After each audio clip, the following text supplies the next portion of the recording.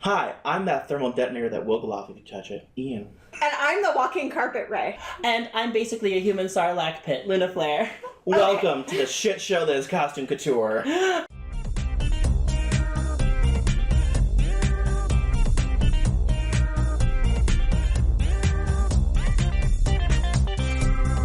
Yay! As you can tell, we have a guest. A reoccurring guest. You're actually, I think, our first solo guest we've had for the season. Yeah, I think so. I'll take Yes. it. Yeah.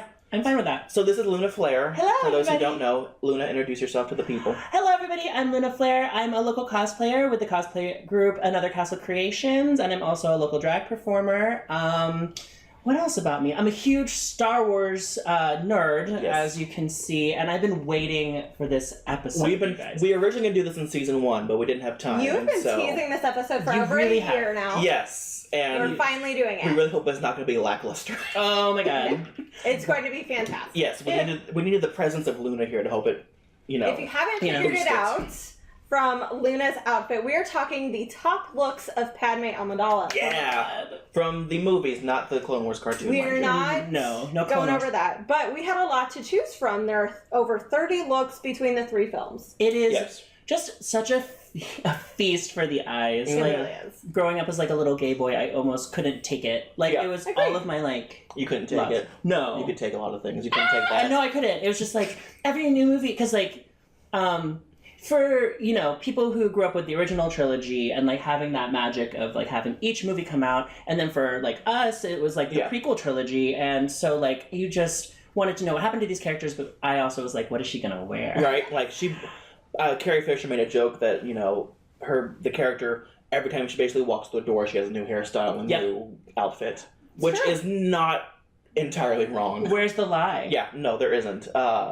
But There's never been another character on film before that has had a wardrobe selection like Padme has. No, I don't think so, I no. completely agree. or if there is, it's not, it's not even close to this. No, just like in the level of just detail in each outfit, like even the ones that didn't make Our list. our list, or the ones that didn't even make it to film. Yeah. Like you see the amount of workmanship and the amount of just care that went into like her whole thing. Mhm. And I think what I love the most about Padme's wardrobe is that I'm a huge world building nerd, and this was it's melding my love of fashion and my love of world building, because a lot of the things that she wears, it's informing not just the setting of the scene, but also about like culture and about how presentation works in the Star Wars universe. And really there are no characters paralleled in that same regard. And I love how, the first 3, it was very, black, white, grays, Mhm. fashion wasn't a thing because the Empire took over. This is pre-Empire, so there's fashion and colors galore. Everywhere. And like Another Castle and I talk about this all the time, but say what you want about the prequel trilogy, but the costume design I always say that, yeah. and the art design is just top notch. Yes, It's just Trisha Bigger did the costumes for 1, 2, and 3, not just for Amidala, but for basically any character you see with an ornate costume. She had a hand in designing it or making it, or her team, something. And she did a lot of research. There's a ton of evidence that every costume Amidala wears is reflective of what is she doing at the time, how is she feeling at the time, the difference between both the Queen and her Padme, everything. Yes. And you can tell, the Queen, obviously, more regalia, and then when she comes to Senator, it's still very regal, but it's a whole different ball of wax. Yes. I love that for when like the character shifts that we're talking about, it's so fascinating that I think Padme as a character would really understand the power of fashion and the power that it has of like your presentation, because when she is a senator and she has to dress powerfully, she, goes for the big shapes, for like the austere lines. It's still ornate and still, I would say, very feminine. Because she's representing a whole planet. Right, exactly. She's not just a queen, at But the she planet. needs to be respected. She Exactly. needs to be a presence. Yes. Yeah, exactly. And she knows, it's one of those things where it's like, you will talk about her because you will see her in the room. Yes, like, that's why, fun fact, her ships that she still has, the chrome ships are really meant for the queen only, but they're like, we love you so much and you're so powerful, we're going to give you chrome ships when you're senator too. as she should. Yes. So As she should. that's just a fun little tidbit. Oh But, my god. all right. Should we start? Yes! shall we? All right, Oh my so God. what are we going with the first look, second, what are we going with here? So how'd you break them down, first off? Talk about... So our list is going to go through the timeline. We're going to start with Phantom Menace and move on through the movies. And Cool. That's Fully about that. So our number one pick from the Phantom Menace is the first look that we see her in. It's that red throne room look, which is very contrast when we first see her daughter, Princess Leia, who's in all white. Right. Like, this is a statement piece if there was any. I think what's so powerful about this, like we were talking about, like, powerful dress, and reading, like, in the background material for this, like, the costume designer, Trisha Bigger. Thank you. She really looked at, like, Mongolian cultural pieces. Yes, she had a lot of influences there. Right, and it's just, you see it in, like, this sort of, it's austere, but it's commanding. There's all of these really powerful textures going on. It's very heavy, but you never see her sort of buckle under the weight of it, which is, like, fascinating as a character choice. Yes. And just making her physically appear bigger is such, like, it's such a primal thing. Because she's 14. Exactly. She's a 14-year-old queen. And Natalie Portman herself was only like 14 or 15. Oh my gosh, Like, she was a child. And she is a short actress too. She's only about 5'3", 5'4", so it's not like she was very tall at the time, very imposing. So these outfits were all made to make her larger than life. Exactly. Yeah, this was actually kind of the first outfit which really got me into whole, like, fashion and costumes. It was this outfit because the dress. The this makeup, outfit made the me want to be a hairpiece. cosplayer. Yes. Absolutely. Like, I remember, I don't remember how old I was when these came out, and I'm not going to tell you, fun fact, but I just remember I never really, like, I grew up with the original Star Wars movies, and I never, like, I never thought about, like, the power of costume, like a good costume. Right.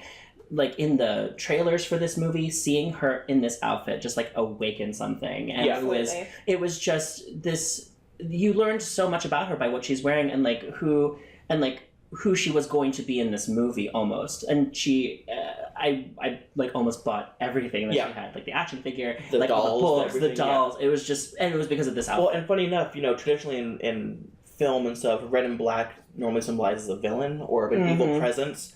But here it's flipped on its side and it's regalia, it's queen, it's powerful. Power. Which is back to both European dynasties and Chinese dynasties. Yes. Like, they always wear red. Yes. So it's calling back to that, I love it. too. It's I not love it, just love a it, love it. villain. I love the crown piece, too. She always has really pretty ornate. It's really fun to hear cosplayers say how they make that, because they usually wrap wefts and wefts and wefts around pool noodles. Which makes... I just like getting that volume and making sure that you can wear that piece and it's not going to break your neck. When I was a kid watching these, I never thought that was hair. Like, for some reason, it just clicked that it was something else. Like, it was part of the headdress. But I thought so too when I was little. I thought it was like maybe like some fur or something. I didn't know. I knew it was her hair. I was like, oh, how do I get 40 inches of hair? Right. To, like, do that. And I like how the crown like cuts in between the hair too, and it's just I love it. For her first look to introduce a character like her, you learn so much. George Lucas nailed it. Yes, for sure. So it's just so good. Yes. Oh, I love this outfit. I know. So when are you gonna do it? Oh my gosh. We'll get to it. Yeah. We will get to that. I think by the end of it, we're all gonna cosplay something from this list. Oh, yeah. I have a full Padme list if we had time to go into it. I'm sure you do. This one's another one I want to see you do. Oh my gosh! Actually, Ruby's gonna do this one. Oh, is she? Oh, good. Because we all called the ones that we wanted to do, and this was hers. Well, and funny enough, our friend also, Regina LeRae, has a cape that's very much reminiscent of this outfit. Oh my gosh! Which, by the way, the outfit we were talking about is the celebration dress at the end of episode 1, where she hands the peace orb to Boss Nass. Yes. Just this dress. Yeah, it's gorgeous. The coloring, it's so... It just recalls, like, flowers. It recalls... It's kind of spring. It's spring. It's feminine, but, like, I would never call this, like, it's like powerful in its femininity, which is like so wonderful. I remember that, like, for the costuming notes for this, they did look at flowers. They looked at, sort of. I think this is based off of a flower from Naboo. Like, their celebration. It's their like celebration flower. Each little ruffle is like a petal. My gosh! Yes, and each one is hand dyed. I watched the documentary on it, a while ago. Each one's hand dyed. I like that her hair is pulled back and she has the like 1, 2, 3 like buttons around it. Yes. Ladies like buns in Star Wars. Like, have you noticed that? You just gotta get... The white ones do. It's true. Not wrong. You have to, be ready for a space battle, but you also want to be fancy. Yes. So, and I like the fan in the back. Yes. The pure white dress, and then she has this beautiful multicolored dyed cloak. And I like that her face, is open too. Every other Padme or Queen Amidala outfit we really see her in, it's, a headdress and something is covering her face and she has the makeup. Her face is open. She has a little, kind of tiara thing right here. But other than that, it's not a whole lot. I also really like, and I don't know if it's just for this picture for archiving purposes, but I also really like how her makeup it's lighter. It's lighter. It's not as austere. It's more Baroque looking, more Marie Antoinette. You still see the skin coming through, which I think, obviously was a choice because this is a lighter dress. Right. I say that, and it's however many yards in that cape. But I like that it started to blend that idea that Padme and Amidala, they share characteristics. They share this sort of role together, and that as you grow through the movie and you see her sort of more adopt both sides instead of just being one. Right. That's sort of the combination. Is just I also really love that this dress is. It parallels Leia's dress at the end of A New Hope, where I didn't even think of that. Right? It's just it's one of those parallel mother-daughter things, and it's always made me feel, oh my gosh, and there's just little. I think it's more of a subtle touch, but that very specific seaming at the bust line, and also the fact that in the middle it is white all the way down Leia's. It is straight just white. Right, and it's just I just love this dress. I know so much. To twirl in that cape would be incredible. Right. Oh, so this is her traveling home dress. This is from... I'm just gonna this whole time. When she leaves Coruscant, she has her purple... This is also the funeral dress she wears to Qui-Gon's funeral. Yep. She looks good in purple. She looks so good in purple. Yeah. It always reminded me of a religious woman, like a Catholic nun or I can see that. Woman in her hijab or something like that. It's very religious, which it makes sense that it's the funeral gown. But it's still incredibly colorful, and I love the headdress so much. I know. I like how she covers her hair. She has the gold kind of crown with the Naboo crest in the middle, and she has long flowing purple. It's very beautiful. Those sleeves are insane, right? They're just so beautiful, and I just love this idea, like you said, religious women, this idea that it might be calling her idea of service. She's serving the people of Naboo. She is there. She's there for their interest, and so a lot of the choices that she makes in the movie are what's she's trying to make best for her planet. So Absolutely. It's very this woman who is ready to do what's best for her planet. Yeah. And I'm here for it. That's so great. Right. All right. Next. Is this our last one for episode 1? Yes. Okay. So we are ending on the vote of no confidence in Chancellor Valoran's leadership. Her galactic Senate gown where she addresses the Senate and doesn't want any of their bullshit. And I love it, and I'm here for it. Oh, I think this as growing up, I think this was probably my least favorite Padme one from the first episode. But then looking at it now, It's grown on you. Oh, it's more than grown on me. I think it's because now that when you realize how much it takes to put a costume together. Understanding. Oh yes. I mean, I think I just when you're little and you don't have that sort of idea of what fashion really is, right? It's and what this represents for her, and it's just she's here to do business. She's here to be I stand by what I'm saying. Completely with you. When I was a kid, I saw this and I was like, why is she wearing that orange carpet? Yeah. And I can see that. those drapery fringes, but now it's incredibly powerful. So beautiful. It kind of reminds me very much of a Chinese empress. Yes, very that. It's very in that realm. Also, a quick shout out to cosplayer Jedi Amanda. Oh who my gosh. did this outfit. She's done this one and the one that we spoke earlier of the throw room. Yes. Just this one is her most recent Padme one, I believe, and she knocked out of the park. I think she got second place or even first place. I'm not sure which, but I think second place at Celebration last year. She looked gorgeous in it, and I love her stuff. If you don't follow her, you should. And just the mixture of fabrics in this. Well, it's crushed velvet here, and then there's silk underneath, and it's rose patterns everywhere. It's really beautiful. It's just that. I just love the sumptuousness of this. Absolutely. Yes. And it just we talk about regal. This is I'm a queen and I'm It's just fun to think that she travels with all these hair pieces and all these costumes like all the time. Like you didn't see her pack her luggage when she was leaving Naboo. Like they're already on the ship. They're like, oh, we're gonna need some outfit. Like her handmaids were like, she's gonna want this. Yeah, like the ship's already pre-packed for any occasion. Oh my gosh. Which is how a queen normally does. She's just ready to go. So moving into Attack of the Clones, which is the second one. This is when she is a senator, so she has no makeup, or the white makeup rather. So our first outfit is the Geonosis battle attire outfit. Which you do. I do. You do a Geonosis attire battle outfit. And I think too, again, these like callbacks to Leia specifically. Absolutely. This is it. Like this is like gotta be so Leia-esque. It's beautiful. I love that they gave her the opportunity because like at the end of Phantom Menace when we do see her battle outfit, not the one that Sabe was wearing, but the one that she wears, the purple one. Yes. Which I love that one. I love that one too. I love Sabe's too. But I love that this one is not as fussy, if that makes sense. Mm-hmm. It is like, again, Padme is nothing but here for business. Yeah. And she's just prepared to do what she needs to. That's why the pants. That's why the boots.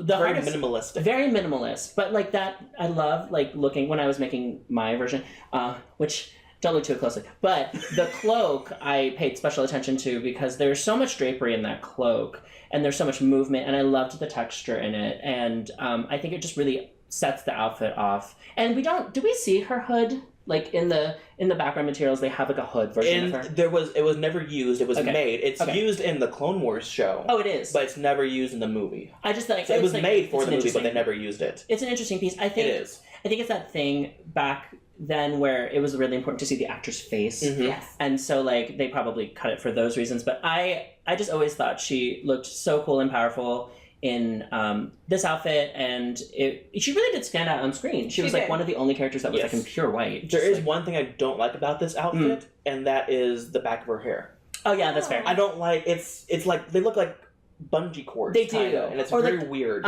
You know, ravers. Like yes, that's what that thing. The tubing. Yes, yeah, that tubing. It looks like that. I would be more a fan of like if it was maybe like a long kind of ponytail, braided or something, just like out of the way of her face. Yes, I just didn't like that in the back. It looked like a cluster of something. I think it's also like to that because she was like, you know, she's battle ready, but I'm like, who did her hair? Right. Like that was my thing when I was trying to figure out how to do it. I was like, who did this for her? Like that one. She also had this outfit when she was by Anakin's side when he was mourning the loss of his mother. And you gotta wonder, like, how long did she make them wait for her there to do her hair? She's like, I'm sorry. Wait, I'm not done yet. You can't bury her yet. I'm just gonna need a second. Do that. R2, come here. I was gonna say that I really hate the treatment that the costume gets when she is in battle and the damage to it is just the midriff. Oh no! Like come on, nothing done. else is destroyed except the midriff. Yeah. And like she looks super cute in it, don't get me wrong. Oh yeah, no. But it should have started out that way. If you wanted to just show the belly, then start it that way. Right. There's nothing that would ever just remove that one section. It just like that one claw got that seam just right. Yeah, no, sweetheart. It just reads as pure fan service. Yeah. And like not that I'm just not masturbatory fodder. It's Lucas telling Leia that there was no underwear in space. Yeah. It's that, but like with Padme.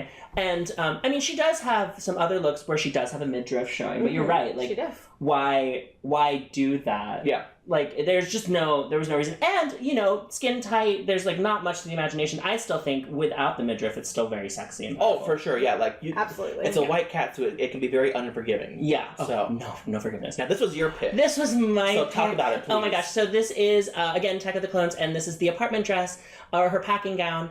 Packing in the apartment dress. The packing in the apartment dress, whichever. It's so funny how she has just a packing dress. Oh, I know. No, I think... And it's nicer than anything I would ever wear. Right? I'm sorry, when I'm packing my bags, it's usually like, I'm not wearing any clothes because those are usually like in the background. Yeah. But like this gown, for some reason, I'm a big fan, and you both probably know this, of just like a tucked in waist and a really full skirt. Like, so almost excuse for it's very Disney princess. It is very Disney princess. I love the callback to like medieval dress in this one particularly. Oh, the beadwork too is one of my favorite things. The beadwork is beautiful. Oh, in the front. But I think also, again, like I'm a sucker for like Padme Leia parallels and this hair. Buns on the hair. I think what was nice too is that, again, as like a world building thing, having her have similar hair to Leia, it's just sort of like it gives her Leia's face buns context. Well, I noticed how a lot of the Alderaan culture and the Naboo culture kind of commingle. Yeah. If that makes sense. Yeah, no, that makes a lot of sense. Color scheme wise and fashion wise, they kind of talk. Hey, this is our fashion board for the year. What's yours going to be? And then they kind of they're just like friends. They're just like they have their own Pinterest boards, and then they share them to each other. And they're just I'm like really inspired by like this color. Like, what are you feeling this year? Like, what are we feeling this year? What kind of are we going autumn? And also just like because this, it's like a non-color but still a color because like there's that really rich navy blue. Yeah, I don't know. And grays in there. And there's silver. It's beautiful. I love the poofy sleeves. Oh, same. I love poofy sleeves. Same. It's almost aerial ridiculousness. Oh yeah. Where you're like, these are not practical. I can see with the Disney princess theme. Can see that. I like her silver kind of headpiece. Yeah, I love those. Like anything that covers an ear, I'm like, right? Like that impairs your hearing. I'm like, This is fashion. That covers my bad wig. I know. What'd you say, Obi-Wan? I got an Amazon one this time. Oh my gosh, cheaped out. Just as long as you like put some powder in it, cut the lace, you're fine. This is another one of your picks. This is another one of my picks. Okay, so both of these, I'm like, these are on my Padme list, obviously, to make. But this is another, like, purely princess.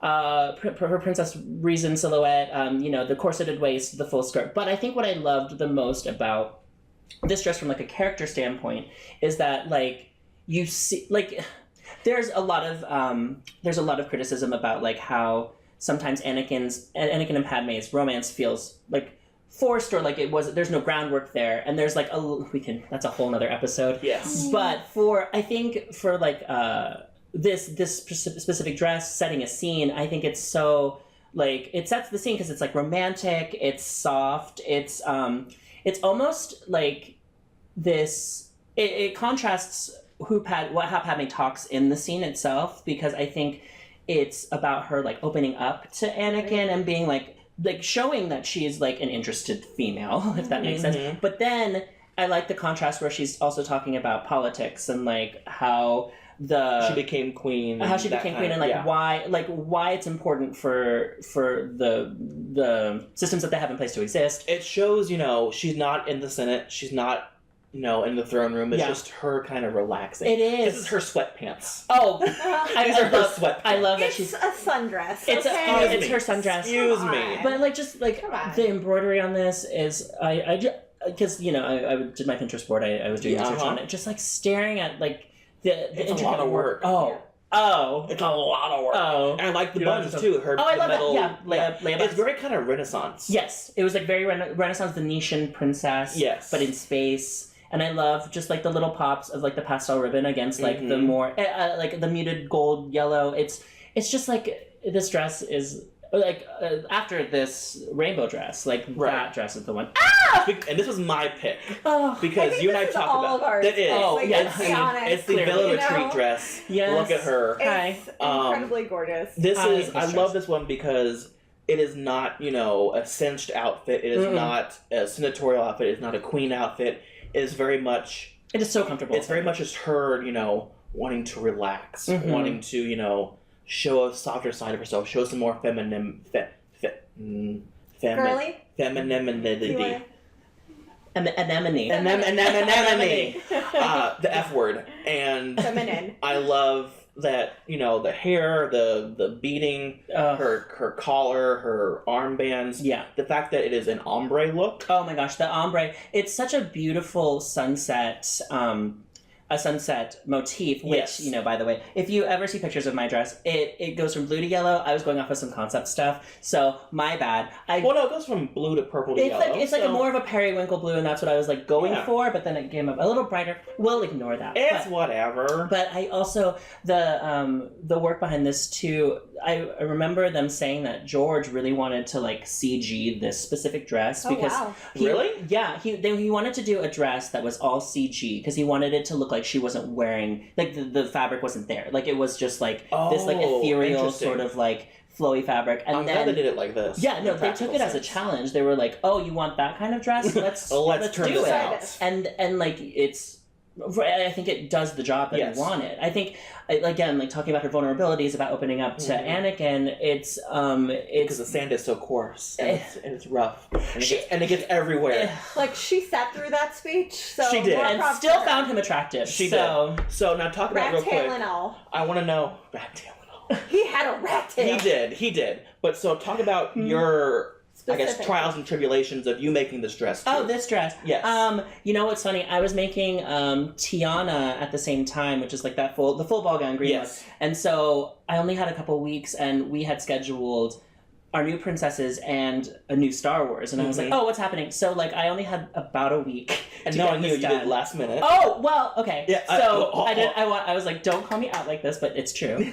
And so I had I think I had a week left before Planet when we were going to debut these. And I had all of the materials, but I was hemming and hawing about this ombre dye. Right. And that was like the thing that I was so worried about. And I was also worried about like the cutting the drapery for this, just because it's a very specific drape. And I was looking at all these different tutorials and all these like write-ups about it. And I just had to finally make a decision. Right. Which the cutting of it was not as bad as I thought. And then I think that's what gave me the impetus to just be like, okay, let's do the dyeing thing. And I think I really lucked out because a lot of the Padmes that do this dress, if they build it themselves, they do the sand wash soap. That is what the top part of this dress is made out of, which takes natural dye really well because it's silk.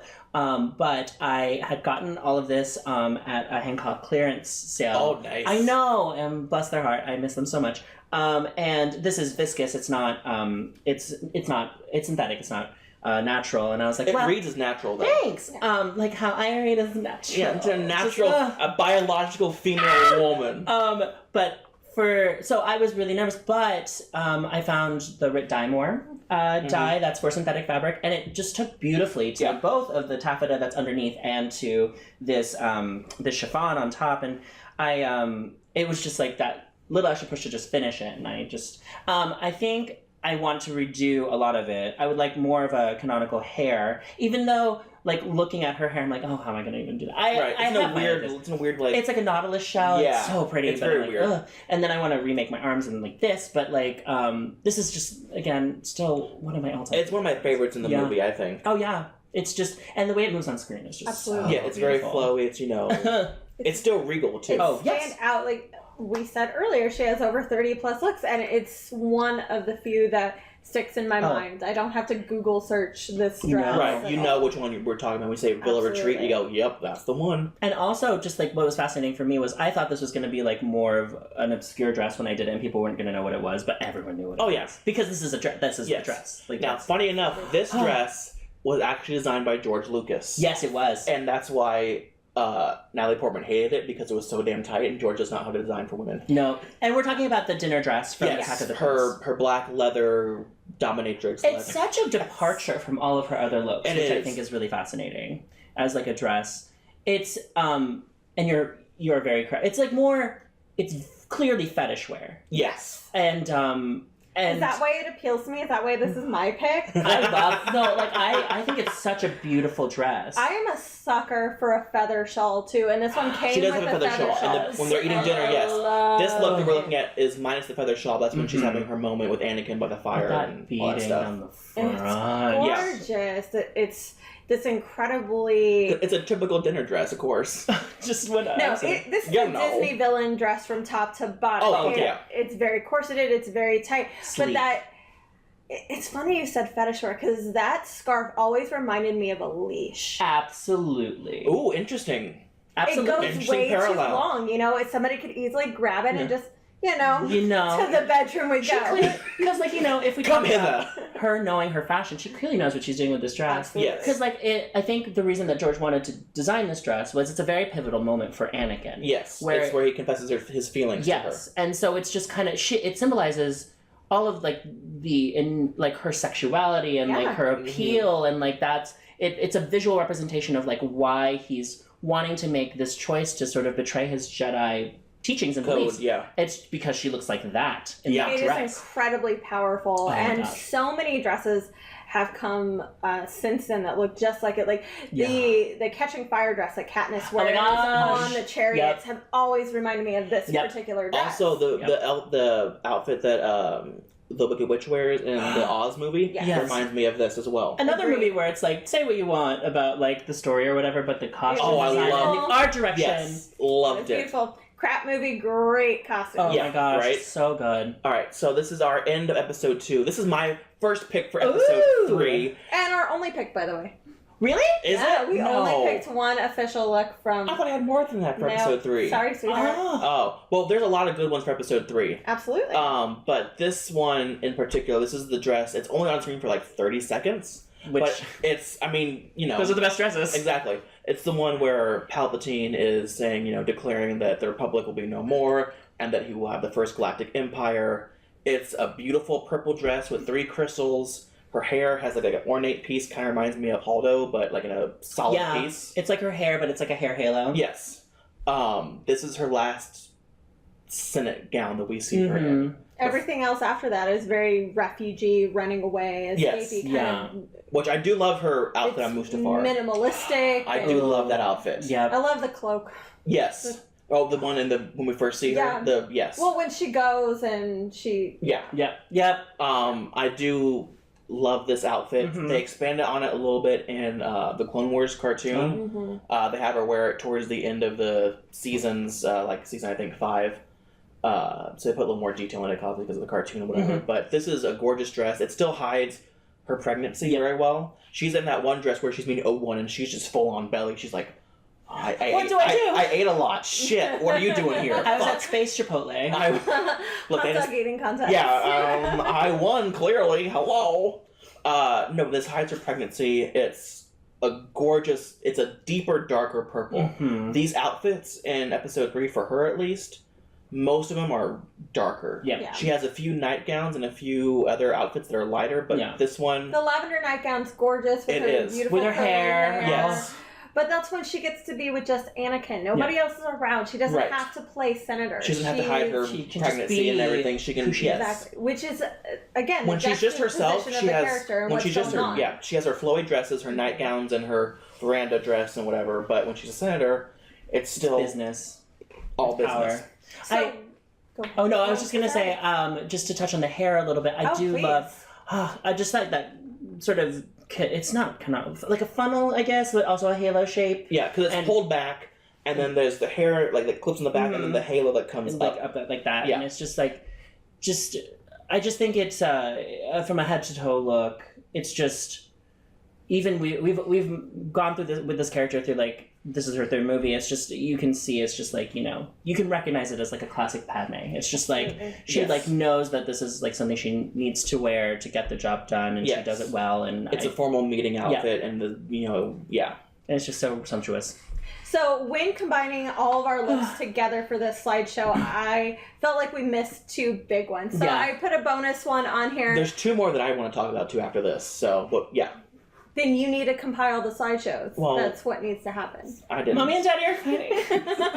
There's just 2 ones that we didn't talk about. They're really gorgeous. But anyway, so continue. Okay, so I wanted to mention the wedding look because ever since I saw this as a little kid, I adored the headpiece. That is my least favorite outfit of hers, is the wedding look. No one asked you, Felicia. I just don't like it. I don't like the top part. The dress is gorgeous. I don't like the veil. So I hate a stereotypical veil. I won't ever wear one. I personally don't find them flattering to cover your face. So I thought this was very ceremonial and brought out her angelic beauty and the simplicity of everything. It's funny, I'm in between you guys. Okay. Because I think it's another one of those outfits where it was like, as a child, I didn't understand the choices that they were making, but like looking back at it, the detail and the ornate. It's gorgeous. The embroidery work, the beadwork is gorgeous. I think too, the veil was a vintage piece that they added to the dress. It was. I like that. And it's, I just, like just that final image of them back at the villa where she's wearing this dress and he's, Anakin's very austere with his like robotic hand. Yes. It's like all of that drama that you love about Star Wars, like wrapped up in like one thing. And I think this, because I think also they had a different dress planned for her wedding. Most likely. And then they were like, we don't like it. And then this is the one that they went in. And looking back on it, it's like, no, this is the choice that they should have. They should have made. For being the only wedding on screen in Star Wars, I thought they did a really good job of painting the picture. Yeah. the secret romance. It's very demure. It's very romantic, too. Like it looks like a wedding in secret. It does not look like a big royal ball gown. Right. She's not like getting married for the cameras. This is like something intimate that she's sharing with him. Mm-hmm. And like the best outfits that she has are the ones that are conveying another emotion. Right. Like that's one of these outfits. I really love dress. the funeral look. You want to do this look so bad. Oh, the funeral look? Yes. Of course I do. And you have people push you around. First of all, it's fucking sick how many of you have created Barbie dolls after this look. Fair enough. And they're like nailed to a board. How dare you? This is a lot. It's how hilarious. Dare you? Have you seen Kaldar's version of this dress? Oh, maybe. Everybody look up Kaldar's version of the funeral dress. Show me after. Oh my gosh. It's just... Because she took pictures where she's standing up. Right. So, like... But it's just the care she took with, like, this dress. I think there's just so much of this, like... It recalls, like paintings of Ophelia and Absolutely. like, and it's very water. It's very water. Yes. It's like returning. I thought like the blue looked very much like the Virgin Mary. Oh yes, just like the saintly figure. Yes. She's being like elevated, and like I think it's sort of one of these things where you're sort of like. You're like, I guess looking at it now, I'm kind of reminded that like Padme had a huge part in this story that we watch now about Luke and Leia and like. But then we don't really remember her a lot. She's given such a backdoor afterthought treatment to the story. It's fascinating. She's queen and senator and ruler of people. She's not just the love interest to this guy. brat. Yeah. He is a brat. No, he is. Yeah. No, I do. I love this look. I love that, her cape, it's adorned with light blue, dark blue, black, like white pearls. It looks almost... sea-like, but then you could also see like a galaxy. Yeah, you could do. It could be interpreted either or, and she has flowers in her hair. It's just a gorgeous funeral dress. It's just like so, and it's very ethereal. It's, because there's like I think it's very fascinating how like the balance of them being able to have a lot going on. She has all this hair, she has all these flowers, all this, but it never feels cumbersome. It just feels appropriate. Like this was a person that was important, not just to the story, but also in the galaxy. And so they're giving her like a proper send off. Absolutely. And it's just such a beautiful send off. That's what this dress is. And two other looks I really wanted to mention. I was gonna say, what looks did we leave out? So the black dress from episode 1 with the feather head dress. Yes, I love that. The tall. I was wondering if we count that. I know what you're gonna say. Okay. I know what you're gonna say. Say it. I was wondering if we count that because it's technically Sabe wearing it and not Padme. Yeah, but it's still the queen's outfit. It is true. Like she probably had that made for her. And, yes. But I do. That's. I knew you were gonna. I knew you were gonna nitpick it. I knew you were gonna nitpick it. Top looks of Sabe. Yeah, right. Oh my god, top looks of Sabe. She only has like 3, but yeah. It's a short episode. Yeah, it's just like a little mini bonus episode. But no, I love that outfit because that headpiece alone. Yes, and she has like Black Swan. And the ruby crown that she has, and it's the gold lace underneath too. Yes, just so beautiful. I remember it's very kind of like the fall of her people. Like the fall of Naboo happened. I'm gonna wear black because I'm gonna mourn everything. I'm mourning everything. That's kind of how I saw it. Yep. And then the second outfit was from episode 3, and that was her Mustafar outfit, which we did mention a little bit. I do like it. I like that she still has the Naboo crest on her sleeves, that she doesn't really care if people see her pregnant now, because she's like, fuck it all, I'm going to go see my husband. Well, the whole world is like collapsing for her. Yeah, and she's her whole world. Yeah, she's like, I don't care. And I love that too. She still looks ready, like in that outfit, and I love that. Like she can still fight in that outfit. Yeah, she really could. She's like however many months. Because funny enough, they have that outfit featured in the Clone Wars cartoon as well. Obviously, not pregnant, and she's fighting it. She's shooting her blast and everything. So it's more of a battle outfit. Collar on that too, just the like collar, and I like that practicality wise. She has the harness, so it can support her back. Visual dictionary from her pregnancy. Yeah. So, boom. There we go. Boom.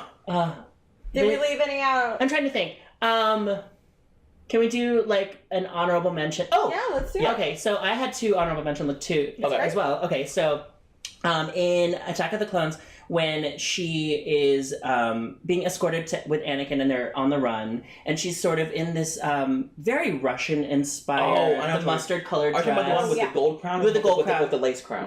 It's like a gold crown. It's like a circular headdress. But she's meeting with the other queen. Yeah. Okay. Oh no, not the. Does she meet with Jamila then? With a gold. Well, maybe, I don't know if it's the same outfit or not. I don't think it's the same outfit. It's very similar. It's very similar. Oh, it's the one they're on the cargo transport. Yeah, we're on the cargo transport. Okay. And she has the thing. And it's very like we're back on track. We got it. I was looking at it again and I was like, oh, this is just the ordinary, like the fabric. Princess Anastasia on the run. A little bit, because it's like Russian royalty. Yes, it's like she's like, oh, I gotta hide from these people, and but the Bolsheviks. I just love the way that she's like so covered up. You still see her face, but like all of the texture and the detail was always really beautiful to me. And then the other one was this is so dumb, but like her. When she's a handmaid and like the ombre dyed velvet, it's really. Can we talk about the orange this? and the red one? Yes. Yeah, it's really pretty. It's so pretty. Because I'm like, how do you like? I'm just like back in her mind too. She's like, I'm not gonna clean no Droid. I'm the queen. God damn it. And she's like, she had a talk with Sabe later. Like, we're not doing that again. Bitch. This is not looky here. This is not our life. Like, I don't know what you're thinking, but like, I just love. It's just like even her handmaids are stylish. I think that's just, like what I took away. I like the visor too, so you can't really see who was who. Yeah. So it's very smart. Yeah, it's just, and I just, what's the word I'm looking for? I just, again, the craftsmanship of that. I'm like, I'm sorry, how did you ombre dye velvet? Right? Like, someone talk to me about this. Yes. Because I want to do that. Do we leave any out for you? Just the lavender nightgown. Yeah. If I'm ever pregnant, if I ever let someone inseminate me, I'm wearing that every night. You know, I'm gonna look like Megara with my beautiful and just like turning in the doorway. Yes. Just like, hello. Like, what's wrong? You had a dream. And then just curling your hair. Yep. Iconic. Absolutely, I love that dress. Real quick, where can people find you? You can find me on Instagram and Facebook at Miss Luna Flair, and then also check out Another Castle Creations on Instagram and Facebook at Another Castle Creations. You will not regret it. No, you won't. And top-notch shit. What is coming up for you? Coming up for us, we have Denver Comic Con, which is I'm so jealous I'm not going to that now. I wish I was. I loved it. I know, look, money. I get it. Wait, when? It's June 15th through the 17th. It's the second week in June. It's like really close. I will see if I can pull that out of my ass. Good luck. And then I have a show coming up. Yes. It's called Life's a Beach. It's happening at the Buffalo Room in Kansas hilarious. City. I know, it's so funny. I'm doing a Moana number dab. Really? I know. Shocker. But my friend Annie Maylor is also doing this number where she's literally hey. She's like a sexy hey. That's upsetting. She has and intriguing. Oh my god, she has a full like hey headdress, and she's gonna be doing her number 2, I'm on a Boat by the Lonely Island. This. Oh my goodness! So check it out. It's by Casey Perform. All of the information is on Casey Perform's Facebook page and website, and you can check my Facebook and all my social media for information about tickets. So, name any costumes coming up? I'm for Denver. That you can announce. Oh yeah, sure. Oh, right. For so exclusive. I don't know. I don't know what these noises are. Are you okay? Is there someone underneath you? Oh my goodness! Right, that kind of show. For Denver, we're debuting our Pink Princess looks. So we're all going to be different Disney princesses in their pink dresses, which is really exciting for me. Are you going to wear this in October too? I hope so. I hope so. Well, I want for breast cancer awareness. Oh, okay. I really wanted to see if we could do something where we could do like a fundraiser as princesses, but like for very cute. I would join you for that. Yeah, thank you. Thinking about it, invite me. Yes, absolutely. There's so we're doing those, and then what? So I'm making a historical pink dress area, which I talked about last time. I like that. This skirt is insane. You told me, yeah. So like I'm doing like these ruffled tiers that all have horsehair, and it's just. It's gonna be massive. I don't know how we're gonna get to the convention center, and then there's another one that you're doing a new Star Wars, aren't you? I was gonna make one for Adam. That's it. Yeah, but I'm in the process of looking for new Star Wars stuff. I think you should do the pictures that I sent you, the 30s and 40s Padme. I would. Who's going to be the first person to do Kira out of your group? Oh, I think Chris called it for her. That actually makes sense. So the trailer came out, and then I check our group chat, and the first thing I see is Chris just like, I call Kira. Yep. And I was like, okay. She had 3 costumes. Yeah, she did. You could do her black look. 1. We all thought about it. Yeah. We were like, well, we could technically. Chris would do her cape, knowing Chris would do. Chris would do the cape. I think Laura really liked her, or Lydia really liked her. Corellia look. Not the Corellia look, but it would be perfect for her because right? soft, just soft and woman. I really, Lydia, just you know what would be great. The first for me, the first outfit where she's in the plunging neckline black dress when she sees Han again with the gold for the we talked about that in one of our favorite looks already. The red sunset. What's the name of the group? Oh, Crimson Dawn. Peak. Crimson Dawn. Crimson Peak is that horrible movie from Guillermo del Toro. That's it. Yeah. But the costumes in I like that movie. Beautiful. No. The theme of this episode is so movies. Never good. Well, no, but with it's Tom Hiddleston, I'll do it. Well, what about Leia and Luke? No, never good. Leia and Han, always, not Leia and Luke. But me and Tom Hiddleston, always good. But you're not related. Brother. I will be. Oh. Anyway. Like, even from a fetish standpoint, that doesn't make sense. I really want to end the episode now. That's how we're just going to end I it. might quit the show. Like, that's offensive. How are you on Sundays? Alright, so as you guys know, like, share, subscribe, comment down below, follow Luna, give her some love, follow Another Council Creations, because they are some of the best cosplayers we have in Kansas City, and we love them to death. Guys, thank you. No, not you, it's just Another Council. I'm thanking you from the group. Okay, I'm like, you're like, oh, thanks, it's just me. It's just me. We love you guys, we will see you soon. Bye. Bye.